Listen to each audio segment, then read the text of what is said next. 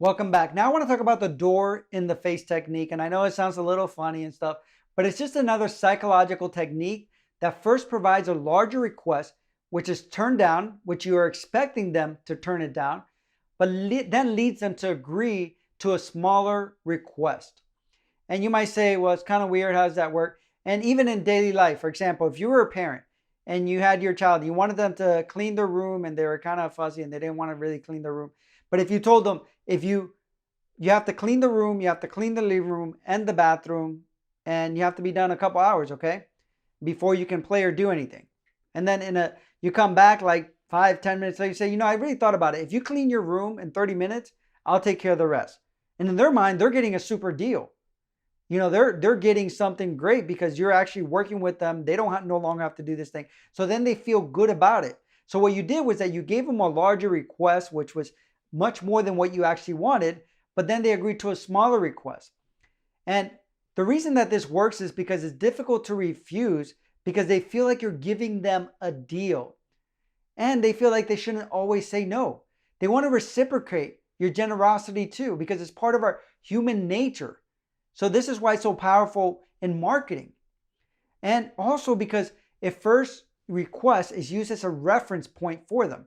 So let's say if you first offered something that's $999, and then all of a sudden you offer something for $149, a better deal.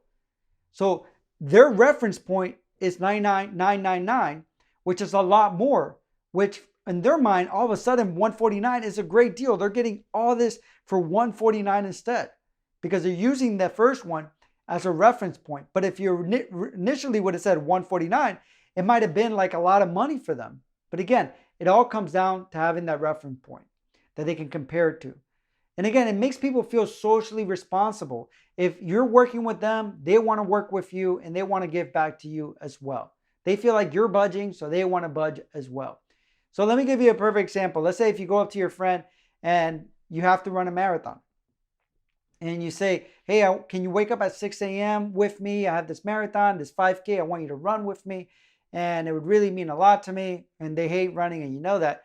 And then you say, well, if you can do instead of sponsor me, it's $10 per mile, whatever it is. And they might be like, yes, I don't have to wake up at 6 in the morning. I don't have to run, which I hate to do. I'll definitely take the $10.